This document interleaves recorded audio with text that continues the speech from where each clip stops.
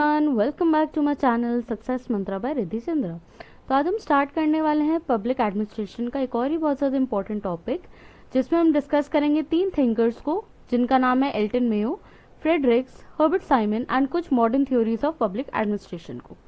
तो जब in the last जो वीडियो मैंने कल डाली थी उसमें हम लोगों ने क्लासिकल थ्योरीज देखा था, जो कि कहीं ना कहीं scientific way of dealing with the administration में बात करते हैं, जहाँ पे आप हर चीज को science, universality, on the basis of the law, आप इन सब चीजों में उनको डील कर रहे हो। बट जब हम बात करते हैं ह्यूमनिस्टिक अप्रोच या फिर इनफॉर्मल वे ऑफ एडमिनिस्ट्रेशन में, तो हम क्या देखते हैं कि लोगों को आप साइंटिफिकली नहीं डील कर सकते हो। अगर मुझे किसी से काम कराना है तो मैं उससे प्यार से बोल के काम कराऊंगी, ठीक है, क्योंकि वो अगर लंबे समय तक मुझे किसी से रिलेशन अपना कंटिन्यू करना है किसी जॉब में या किसी वर्क प्लेस में, तो I have to be polite with that person. I can not be use my scientific way of doing such a thing. तो सिमिलरली जब एल्टन मेयो की बात करते हैं, तो Elton Mayo was the first person जिन्होंने ह्यूमन रिलेशंस थ्योरी को establish किया था। एंड इनका एक बहुत ही ज्यादा इंपॉर्टेंट एक रिसर्च वर्क रहा है हॉथॉर्न प्लांट में, जो कि एक वेस्टर्न इलेक्ट्रिकल कंपनी था यूएसए में 1930 में। बहुत इंपॉर्टेंट इंफॉर्मेशन एंड फैक्ट है, जो आपके सीवेट पीजी में इन 2022 आया था। Yes, if I am not, हाँ 2022 में जो आया था।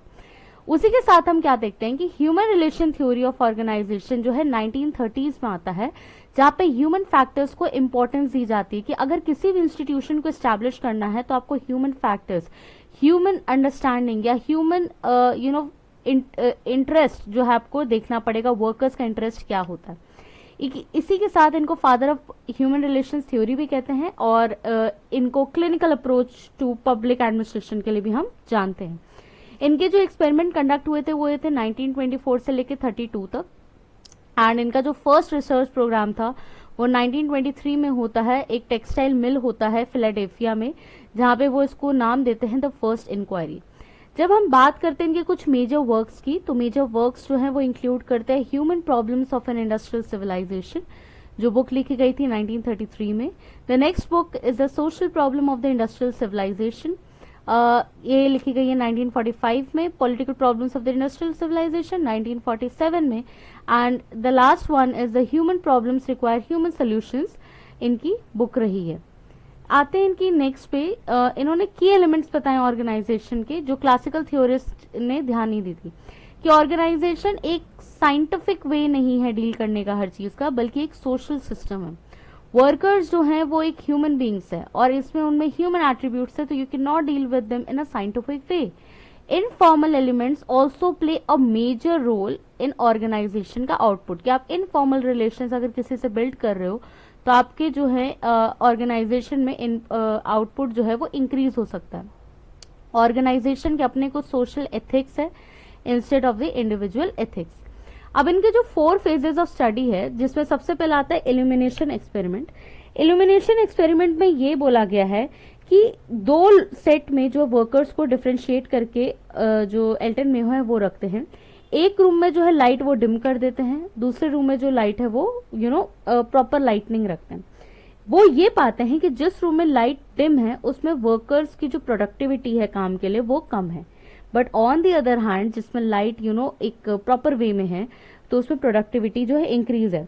इसलिए वो हाइपोथेसिस ये निकालते हैं कि जो लाइट का लेवल है या लाइट का जो आप इंटेंसिटी है, उसके कारण जो है आप आउटपुट को, प्रोडक्टिविटी को इंक्रीज कर सकते हो। नेक्स्ट आते हैं रिले असेंबली में। रिले असेंबली में वो क्या करते हैं कि 2 फीमेल वर्कर्स को सब्जेक्ट के लिए अपने चूज करते हैं और उनको ये बोलते हैं कि आप अपने साथ 4 और वर्कर्स को अपने ग्रुप में ज्वाइन करिए। अब उन्होंने क्या किया कि the team of the women जो है वो सेपरेट रूम में काम कर रही थी, जिसके कारण क्या हुआ कि आउटपुट ये देखते हैं मैकेनिकली कि by counting how many finish relays each worker drop down a chute to establish a baseline productivity level. इसका मतलब ये हो रहा है, यहाँ पे मैं इंग्लिश में भी बोला है, मैंने हिंदी में भी ट्रांसलेट करती हूँ इसको, कि वर्कर्स को आपने रिले असेंबली में क्या किया है, आपने 2 सेट ऑफ विमेन में आपने डिवाइड किया है, जहाँ आपने एक असेंबलिंग टेलीफोन रखा है आपने, जहाँ पे लोग जो है अपनी बातें आके रख रहे हैं, ठीक है, रिले असेंबली हो रहा है, जहाँ पे वर्कर्स को 5-5 मिनट का ब्रेक दिया जा रहा है, और एक में जो है आप रेगुलर इंटरवल्स पे जो है ब्रेक दे रहे हैं। सपोज कीजिए कि 2 एक्सपेरिमेंट में इन्होंने ये रिले असेंबली में किया कि एक जो सेट ऑफ वर्कर्स थे उनको हर 1 घंटे बाद 5 मिनट 10 मिनट का ब्रेक दे रहे थे, but on the other hand जो दूसरे सेट ऑफ वर्कर्स थे उनको जो है वो कम देर का ब्रेक दे रहे थे, मीन्स 4 घंटे 5 घंटे बाद एक बार ब्रेक दे रहे थे 5 मिनट का।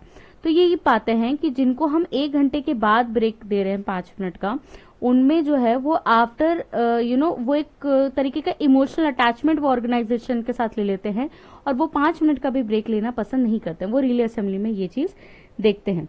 नेक्स्ट आता है मास इंटरव्यूइंग। मास इंटरव्यूइंग वो क्या करते हैं कि वो वर्कर्स के पीस में जाके वो पूछते हैं कि भाई आपको क्या प्रॉब्लम है ऑर्गेनाइजेशन से, तो आप आके अपने मैनेजर या अपने सुपरवाइजर को बता सकते हो।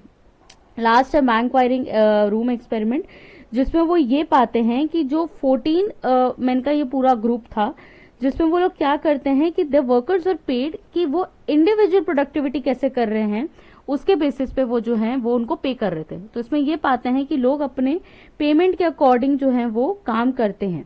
ओके, एंड द कंक्लूजन वो ये निकालते हैं कि सोशल साइकोलॉजिकल फैक्टर्स जो है वर्क प्लेस में या जहां काम करते हैं आप, वो इम्पॉर्टेंट है एंड उसी के साथ साथ वो डिटरमाइन करते हैं कि एक एम्प्लॉय का मॉरल आउटपुट क्या होगा, कि अगर मेरे को रिलेशंस अच्छे लगेंगे मेरे वर्क प्लेस में, अगर मुझे लगेगा कि मेरा एक फ्रेंडली रिलेशन है, तो मैं शायद अपने उम्मीद से ज्यादा मैं काम कर दूं।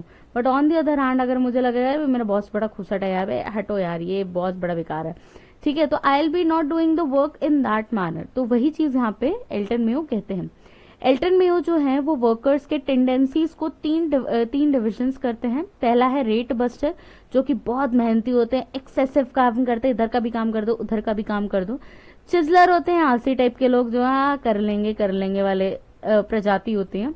जो अगर आप दिल्ली यूनिवर्सिटी में जाते हैं, चिजलर का एक बहुत अच्छा एग्जाम्पल है कि अगर आप दिल्ली यूनिवर्सिटी जाते हैं और कोई भी एडमिनिस्ट्रेटिव आपको काम कराना होता है, तो लोग वहां पे चिजलर है, काम करना नहीं है, लेस वर्क करना है, 4 बार घुमाएंगे 4 बार चक्कर कटवाएंगे, तो चिजलर उस तरीके के लोग है, काम करना नहीं है, कम करना है काम, ठीक है। And the last is Squealer, जिनको स्निचर कहते हैं, चुगलखोर, कि इधर की बातें उधर करना। तो ऑर्गेनाइजेशन में ऐसे भी लोग होते हैं। नेक्स्ट आते हैं हर्बर्ट साइमन पे। हर्बर्ट साइमन, जिनको बाउंडेड रैशनैलिटी के लिए जानते हैं। तो हर्बर्ट साइमन को समझने के लिए आपको ये समझना है कि साइमन का ये मानना है कि जितनी भी चीजें, अगर आप कभी भी डिसीजन बना रहे हैं तो आपके पास मल्टीपल चीजें होंगी। फॉर एग्जाम्पल, जैसे आफ्टर 12th मैं एक आर्ट्स बैकग्राउंड की स्टूडेंट रही हूँ and I am currently also arts background student. तो मेरे पास अगर ऑप्शंस होंगे after 12th what I can pursue law, I can pursue fine arts, I can pursue BA in political science, I can pursue BA in history, BA in economics, or I can pursue some professional course, or I can pursue teaching line also, B.Ed or BLEd, something like that। तो मेरे पास क्या है कि मेरे पास बहुत सारे options हैं, ठीक है। तो मेरे पास क्या है कि अगर मैं कोई डिसाइड कर रही हूँ अपने करियर पर्सपेक्टिव में, तो मेरे पास एक मेरी रैशनैलिटी के बेस पे मेरे पास एक लिमिटेड ऑप्शंस है। उस लिमिटेड ऑप्शन में मैं क्या करूंगी, अपनी रैशनैलिटी को यूज करके मैं उसमें से एक बेस्ट अपने लिए चूज करूंगी। कि for example I have a more interest in political science, तो I might pursue my career in political science. तो पॉलिटिकल साइंस में जब मैं अपना करियर परस्यू करना चाह रही हूँ तो मैं BA इन पॉलिटिकल साइंस करना चाहूंगी। तो मैंने क्या किया कि मेरे पास जितने भी ऑप्शंस थे मेरे पास सामने, उनमें से मैंने अपना जो बेस्ट ऑप्शन था on the basis of my rationality वो मैंने चूज किया। तो ये हर्बर्ट साइमन का बाउंडेड रैशनैलिटी कहता है। और इसी के साथ वो एक टर्म कॉइन करते हैं जिसको बोलते हैं वो सैटिस्फाइसिंग, जिसमें वो सुफिसिंग एंड सैटिस्फैक्शन का वो कंबाइन करके एक टर्म कॉइन करते हैं सैटिस्फाइसिंग, कि वो सैटिस्फाइड होगा, वो रैशनैलिटी आपकी बाउंडेड होगी, क्योंकि आपको नहीं पता कि दुनिया जहां में कितनी चीजें चल रही है, ठीक है। तो आपकी जो रैशनैलिटी है वो बाउंडेड होगी एंड वो बाउंडेड रैशनैलिटी जो है आपको सेटिस्फैक्शन देगा, because it will be the best decision that you have made on the basis of your limited knowledge, ठीक है। अब ये क्या बोलते हैं कि डिसीजन मेकिंग जो है 3 तरीके से होता है, या 3 फेजेस है, मतलब फेजेस मतलब 3 स्टेप्स है। 3 स्टेप्स की वो जो बात करते हैं, जिसमें सबसे पहला आता है इंटेलिजेंट एक्टिविटी, कि आप प्रॉब्लम को पहले आइडेंटिफाई कर रहे हैं कि प्रॉब्लम क्या है। प्रॉब्लम है कि मुझे अपना करियर प्रोस्पेक्टिव बनाना है, ठीक है, आपने एक प्रॉब्लम आइडेंटिफाई किया। उसके बाद आप क्या करेंगे, उस प्रॉब्लम को आप क्या करेंगे, उस ऑप्शंस उसमें सर्च करेंगे कि what I can pursue as my career if I am from arts background, तो what I can pursue from my career in, if I'm from commerce background, what career options can I pursue in, or if I'm from a non-med background, what options I can pursue in. तो वो design activity कि आप जो है वो search कर रहे options को। चॉइस एक्टिविटी जो है वो फाइनल डिसीजन होता है कि on the basis of the available options या लिमिटेड नॉलेज आप उसमें से जो बेस्ट होता है वो अपने लिए आप चूज करते हैं। ठीक है, आते हैं नेक्स्ट पे, जो साइमन जो है रैशनल बाउंडेड रैशनैलिटी का कॉन्सेप्ट प्रोपाउंड करते हैं, जहां पे वो मॉडल्स ऑफ मैन की भी बात करते हैं, जहां पे वो ये बोलते हैं कि ह्यूमन बेस जो है वो डिसीजंस जो है वो अपने limited knowledge and cognitive capacity पे लगाता है, लिमिटेड टाइम होता है। अब ये नहीं कर सकते भाई हमने 12th कर ली है, उसके बाद हम 4 साल तक सोचे रहे कि भाई अब क्या करना है मुझे, अब क्या करना है। You have to take your decision in a limited time also, so that's what the Simon is saying. Next comes the humans out of for those decision that gives us satisfaction or that are satisfying। ठीक है, ये 3 conditions की बात करते हैं, limited knowledge है, cognitive capacity and limited time की है। आते हैं नेक्स्ट पे, रिग्स जिनको father of comparative public administration के लिए भी जानते हैं, एंड उसी के साथ ये क्लासिकल थिंकर है जो बोलते हैं कि उनका फोकस वेस्टर्न पर्सपेक्टिव में रहा है एंड ये वेस्ट को पूरा कॉन्टेक्चुअलाइज करते हैं। इकोलॉजिकल अप्रोच की बात करते हैं जहां पे वो इकोलॉजी या फिर एक जो एनवायरमेंट है उसको बहुत ज्यादा ये इंपॉर्टेंस देते हैं, जहाँ पे वो socio culture political economic environment with in जो है वो एडमिनिस्ट्रेटिव अपैरेटस में उसको सिचुएट करते हैं।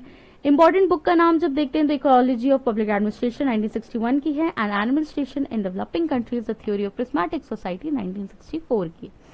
अब इनका जो बेस है स्ट्रक्चर वो है स्ट्रक्चरल फंक्शनलिज्म पे, जो कि एक अटेम्प्ट होता है कि सोसाइटीज को आप 3 कंस्ट्रक्ट में समझ सकते हैं, एक होता है फ्यूज्ड, प्रिज्मेटिक एंड डिफ्रैक्टेड।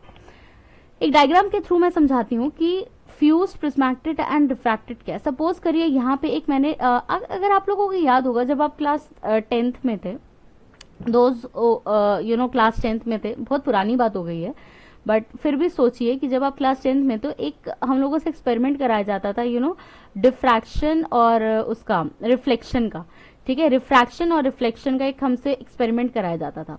तो वो जो रिफ्लेक्शन और रिफ्रैक्शन का जो एक्सपेरिमेंट होता था उसमें क्या कहते थे कि अगर हम एक प्रिज्म को रख रहे हैं और एक रेक्टेंगुलर स्लैब को रख रहे हैं, तो जब लाइट जो उससे पास ऑन होती है तो वो डिफ्रैक्ट होती है प्रिज्म के थ्रू, और वो 7 कलर्स जो है वो विबग्योर का जो पूरा कॉन्सेप्ट है वो बताते। ठीक है, अब सिमिलरली जो रिग्स है उन्होंने भी सेम मॉडल को अप्लाई किया है सोसाइटीज को समझने के लिए इकोलॉजी के बेस पे। उन्होंने क्या बोला है कि कुछ सोसाइटीज फ्यूज होती है।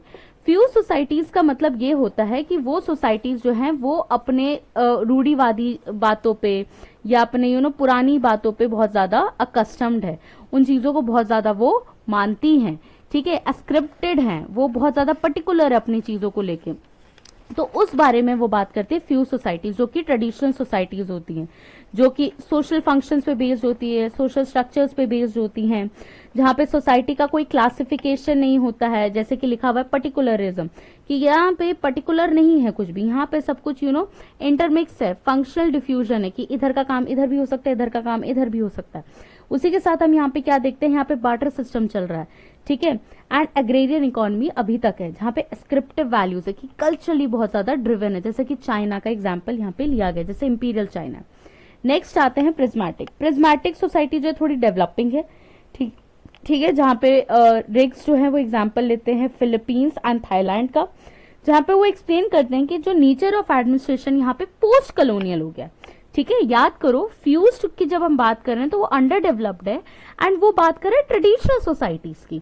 जब प्रिज्मेटिक पे आ रहे हैं तो प्रिज्मेटिक जो है वो बात कर रहा है एडमिनिस्ट्रेशन जो कि पोस्ट कॉलोनियल में डेवलप हो रहा है। ठीक है, जहां पे एग्रीकल्चर भी है और साथ ही साथ इंडस्ट्री भी है, जहां पे रिप्रेजेंट हो रहा है आपका एक ट्रांजिशन की। देखो ना ये लाइंस क्या बोल रही है, यहाँ पे आपको ट्रांजिशन हो रही है कि जो रेज है ये ट्रांजिट हो रही है, यहाँ पे चेंजेस आ रहे हैं।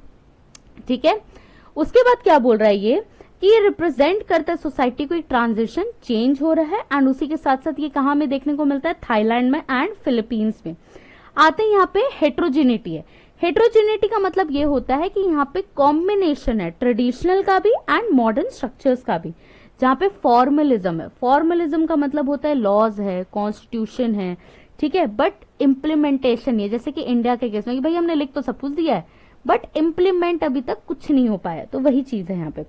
उसके बाद हम क्या देखते हैं यहाँ पे, फंक्शनल लैपिंग है, ओवरलैपिंग है, जिसको पॉलीफंक्शनलिज्म भी कहते हैं कि एक फंक्शन जो है वो बहुत सारे डिपार्टमेंट करेगा। फिर से एग्जांपल लेते हैं, जैसे दिल्ली यूनिवर्सिटी के किसी काम अगर आप मान लीजिए अपना सर्टिफिकेट निकलवाना है तो वो क्या बोलेंगे, पहले इधर जाओ अपना साइन करवाओ, स्टैंप लगवाओ, फिर इधर आके आप इस वाले काउंटर पे आके सबमिट करो, फिर आपको जो है 3 दिन वेट करना पड़ेगा। तो क्या पॉलीफंक्शनलिज्म कि एक काम के लिए आपको 4 जगह भागना पड़ रहा है, तो उसको फंक्शनल ओवरलैपिंग भी कहते हैं। इसके 2 सब सिस्टम होते हैं, एक होता है साला मॉडल और एक होता है बाजार कैंटीन मॉडल, जो कि मैं आपको एक्सप्लेन कर रही हूँ अभी। साला मॉडल जो है वो एक एडमिनिस्ट्रेटिव सब सिस्टम है जहां पे हम बात करते हैं फैमिली की, पॉलिटिक्स की, नेपोटिज्म की, फेवरेटिज्म की, जो एक इंपॉर्टेंट रोल प्ले करता है।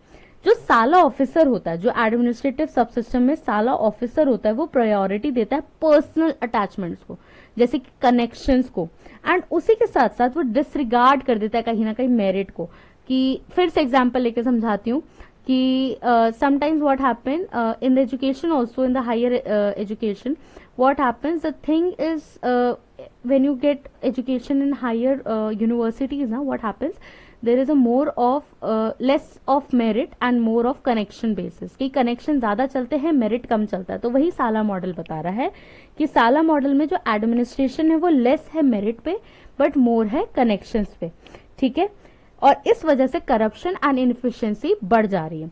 जब आते हैं बाजार कैंटीन मॉडल पे, जो कि प्रिज्मेटिक सोसाइटी का ही इकोनॉमिक सब सिस्टम है, तो उसमें हम क्या देखते हैं कि मार्केट डायनामिक्स कैसे वर्क कर रहा है प्राइस ऑफ अ कमोडिटी पे, जो कि डिपेंडेंट हो रहा है फैमिली पे, कि फैमिलीज जो है वो डिसाइड कर रही हैं मार्केट डायनामिक्स को, जिसके कारण जो छोटा सा नंबर है इन्फ्लुएंशियल पीपल का, वो कंट्रोल कर रहा है इकोनॉमिक इंस्टीट्यूशन को, एक्सप्लॉइट कर रहा है वास्ट मेजोरिटी को। इसका मतलब ये हुआ कि फॉर एग्जाम्पल अभी जो सबसे किसी भी आप इंडस्ट्रियलिस्ट का नाम लेंगे, तो चलिए नाम लेते हैं हम लोग अंबानीज का, ठीक है। अंबानीज जो है आप देख रहे हैं कि they are controlling the major chunk of the Indian economy. Jio की बात ले लेते हैं, जियो सिम की, जो हम लोग most of the people are using Jio sim right now, ठीक है।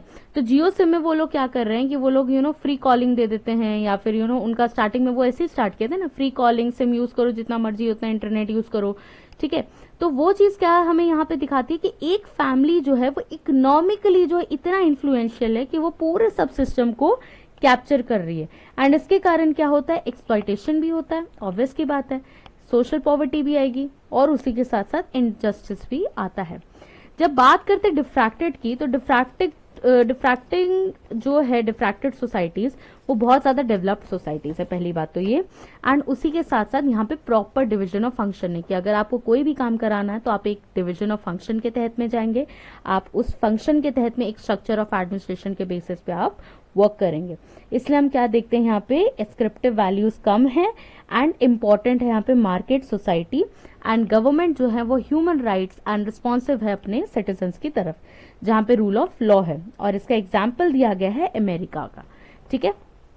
एक लॉजिकल अप्रोच जो है वो ये भी बात करता है कि कैसे सिस्टम जो है वो जैसी परिस्थिति रहती है वैसा ही वहां का प्रशासन रहता है। एक यहाँ पे बहुत फेमस लाइन है जो आपको जाननी चाहिए। चलिए आगे चलते हैं, अब आते हैं कुछ मॉडर्न थ्योरीज ऑफ मोटिवेशन में। ये चीज मैंने आपको बता दी कि प्रिज्मेटिक सोसाइटी में 2 मॉडल्स होते हैं, एक होता है आपका साला मॉडल और एक होता है आपका क्या बोलते हैं, बाजार कैंटीन मॉडल। अब आते हैं मैस्लोज हायरार्की ऑफ नीड, जो कि बहुत बार पूछ भी चुके हैं पेपर में, एंड इनको आपको हमेशा ये अरेंज द फॉलोइंग में आ जाता है। तो इसको मैस्लोज हायरार्की ऑफ नीड ये कहता है कि सोसाइटी में जो ह्यूमंस हैं उनका कुछ अपना नीड्स होता है, बेसिक नीड्स होता है, रोटी कपड़ा मकान। रोटी कपड़ा मकान के बाद उनका सेफ्टी नीड्स होता है कि हमारा बचाव कैसे हो, protection, the idea of protection या थ्रेट या फियर नाउ। देन होते हैं सोशल नीड्स। सोशल नीड्स में हम देखते हैं सोसाइटी एक्सेप्ट कर रही है आपको, अप्रिशिएट कर रही है। एस्टीम नीड्स होते हैं कि आपको फिर रिस्पेक्ट चाहिए सोसाइटी में, आपको एक वैल्यू चाहिए। एंड देन आता है सेल्फ एक्चुअलाइजेशन, जब आप अपने आप को इन सब चीजों से ऊपर परे मानते हैं, ठीक है। नेक्स्ट आता है आपका मोटिवेशन हाइजीन थ्योरी, जिसको 2 फैक्टर थ्योरी भी हम बोलते हैं, जो दिया है हर्जबर्ग ने अपने मोटिवेशन टू वर्क नाम की बुक है 1959 की, जहाँ पे वो ये व्यू रखते हैं कि पीपल जो हैं वो 2 सेट ऑफ नीड्स रखते हैं, एक होते हैं हाइजीन फैक्टर्स, एक होते हैं मोटिवेशन फैक्टर्स। हाइजीन फैक्टर्स जो हैं वो डिससैटिस्फायर्स के फैक्टर्स होते हैं, जहाँ पे organisation, policy and administrative supervision की बात होती है। एंड मोटिवेशन फैक्टर्स जो है वो सेटिस्फायर्स होते हैं, जहाँ पे अचीवमेंट, इंट्रिंसिक फैक्टर्स, जहाँ पे ग्रोथ हो सके एक इंसान का, उसके बारे में बात करते हैं। हर्जबर्ग जो है वो डुअल इन यूनिपोलर ट्रेट थ्योरी की भी बात करते हैं, जहाँ पे वो hygiene factors and motivation factors को इंडिपेंडेंट कॉलम्स में मानते हैं। आते हैं नेक्स्ट में लिकर्ट पे। लिकर्ट जो है वो प्रोपोनेंट है मोटिवेशन के। बुक है इनकी न्यू पैटर्न्स ऑफ मैनेजमेंट, 1961 की बुक है। And the human organisation management and value, 67 की बुक है। इनके मेन आइडियाज जो है वो सुपरविजरी पर्सोनल पे बिलीव करते हैं, जहाँ पे गुड लीडर जो है वो बेटर परफॉर्म कर सकता है। 4 टाइप की लीडरशिप की बात करें, बहुत बहुत बहुत इंपॉर्टेंट टॉपिक है, पेपर में रिपीट होता है, तो इसको पढ़ के जाना अच्छे से मेरी वीडियो से। जिसमें वो 4 अथॉरिटेटिव की बात करते हैं। एक्सप्लॉइटेटिव अथॉरिटेटिव जो वन वे होता है और बेस्ड होता है डर या फिर थ्रेट पे, धमकी पे। नेक्स्ट आता है बेनोवलेंट अथॉरिटेटिव, वन वे होता है अगेन, बट ये होता है रिवॉर्ड्स के बेस पे कि आप अगर ये काम करोगे तो आपको ये फायदा उससे मिलेगा। थर्ड आता है आपका कंसल्टेटिव अथॉरिटेटिव, जो 2 वे होता है और जो डिसीजन मेकिंग है यहाँ पे लिमिटेड हो जाती है, कहीं ना कहीं डिसेंट्रलाइज्ड हो जाती है। एंड लास्ट आता है पार्टिसिपेटिव अथॉरिटेटिव, जहाँ पे 2 वे तो है, जहाँ पे लीडर भी बोलेगा और वर्कर भी बोलेगा। नेक्स्ट आता है मैकग्रॉकर की थ्योरी में, थ्योरी एक्स एंड वाई के, जो लिखी गई है 1960 की बुक में, the human side of enterprise, जहाँ पे वो थ्योरी एक्स को स्टाफ मानते हैं एंड वाई को मैनेजमेंट मानते हैं, कि अगर स्टाफ और मैनेजमेंट के बीच में अच्छा रिलेशन रहेगा, कि स्टाफ को जो है आपने थोड़ा लिबरल हो गए हो आप स्टाफ के साथ, या फिर आप स्टाफ को पॉजिटिवली हैंडल कर रहे हो, नेगेटिवली हैंडल नहीं कर रहे हो, तो क्या होगा कि स्टाफ जो है आपका आउटपुट इंक्रीज भी कर सकता है, और स्टाफ के साथ अगर आप रूड बिहेव कर रहे हो तो आपका आउटपुट डिक्रीज भी हो सकता है। तो it all depends on the management. तो मैनेजमेंट एंड स्टाफ का वो मानते हैं कि 2 थ्योरीज है यहाँ पे, मैनेजमेंट और स्टाफ का। तो थ्योरी एक्स जो है स्टाफ के लिए है, थ्योरी वाई जो है वो मैनेजमेंट के लिए। नेक्स्ट आते हैं बर्नार्ड पे। चेस्टर बर्नार्ड बहुत इंपॉर्टेंट नाम है। प्रिंसिपल्स ऑफ कम्युनिकेशन इन्होंने दी है, जो बात करते हैं जोन ऑफ इंडिफरेंस की, अगेन बहुत ज्यादा इंपॉर्टेंट है ये, जिन्होंने अप्लाई किया था ऑर्गेनिक यूनिटी ऑफ बायोलॉजी को पब्लिक एडमिनिस्ट्रेशन में। एंड इनका जो सोशल कोऑपरेटिव का स्ट्रक्चर है बर्नार्ड वो डिस्क्राइब करते हैं फॉर्मल एंड इनफॉर्मल की। उनका ये मानना है कि हर फॉर्मल ऑर्गेनाइजेशन में कहीं ना कहीं इनफॉर्मल ऑर्गेनाइजेशन के वैल्यूज एंड स्ट्रक्चर्स हम देखते हैं, एंड उसी के साथ साथ इसकी एफिशिएंसी बढ़ाने के लिए हमें इनफॉर्मल ऑर्गेनाइजेशन में इनफॉर्मल ऑर्गेनाइजेशन या इनफॉर्मल वेज में फॉर्मल ऑर्गेनाइजेशन में वर्क करना पड़ता है। कि सपोज करिए एग्जाम्पल देके समझाऊं कि टाटा है बहुत बड़ी कंपनी, टाटा में अगर कोई वर्क कर रहा है, फॉर्मल ऑर्गेनाइजेशन है, बट वहां पे आपको इनफॉर्मल ऑर्गेनाइजेशन के वैल्यूज एंड स्ट्रक्चर्स देखने को इसलिए मिलेंगे कि अगर आपको किसी से एक ह्यूमन साइड ऑफ थिंग यहाँ पे वो डालते हैं चेस्टर बर्नार्ड। फॉलेट बहुत बड़ा नाम है, कॉन्फ्लिक्ट मैनेजमेंट, कॉन्फ्लिक्ट रेजोल्यूशन के लिए जानते हैं। She was the first lady जो एडमिनिस्ट्रेटिव थ्योरी की बात करती है और एक ब्रिज करती है वो गैप क्लासिकल अप्रोच जो कि साइंटिफिक था and behavioural human relations approach जो कि ऑर्गेनाइजेशन का बेस था, जहाँ पे फोकस इनका कॉन्फ्लिक्ट एंड इंटीग्रेशन। इनकी बुक्स है creative experience, speaker of the house of the representative, new state and conflict, और इनकी एक और बुक है डायनेमिक एडमिनिस्ट्रेशन 1941 जो कि एक पेपर था जिन्होंने एडिट किया था उर्विक एंड मेटकाफ ने। अब क्रिएटिव एक्सपीरियंस जो कि 1924 की बुक है, ये इंपॉर्टेंट एंड सेमिनल वर्क है। क्यों? क्योंकि वहां पे फॉलेट जो है वो कंस्ट्रक्टिव कॉन्फ्लिक्ट का टर्म कॉइन करती है, जहां पे वो 3 वेज बताती हैं कि जिससे कॉन्फ्लिक्ट को आप डील कर सकते हो। पहला है इंटीग्रेशन, कि आप जो है आप थोड़ी उसकी बात मान लो, थोड़ी वो आपकी बात मान लेगा, इंटीग्रेट कर लो, बेस्ट वे। डोमिनेशन, या तो आप उसको डरा के धमका के अपनी बात मनवाओ, ठीक है। एंड कॉम्प्रोमाइज, की चलो थोड़ा मैं कॉम्प्रोमाइज कर लेता हूँ, आजकल को इससे कॉम्प्रोमाइज करवाऊंगा, तो वो बात यहाँ पे वो करते हैं। लास्ट है हमारे आज के थिंकर हैं MBO, मैनेजमेंट बाय ऑब्जेक्टिव, जो पीटर ड्रकर ने दिया है। पीटर ड्रकर को हम father of modern corporate management के लिए जानते हैं, जिन्होंने प्रैक्टिस ऑफ मैनेजमेंट नाम की बुक लिखी है 1954 में।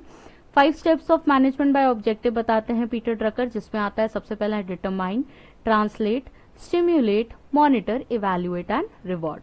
सो वीडियो का एंड में आ गए आज हम। Thank you so much. Video थोड़ी लंबी हो गई है शायद, आप लोगों को वीडियो पसंद आई हो तो लाइक शेयर सब्सक्राइब करिए। एंड मैं अभी MCQ सीरीज भी अपने यूट्यूब चैनल पे लेके आ रही हूँ, शायद आप लोगों को पता नहीं होगा बट मैं आपको इन्फॉर्म कर रही हूँ।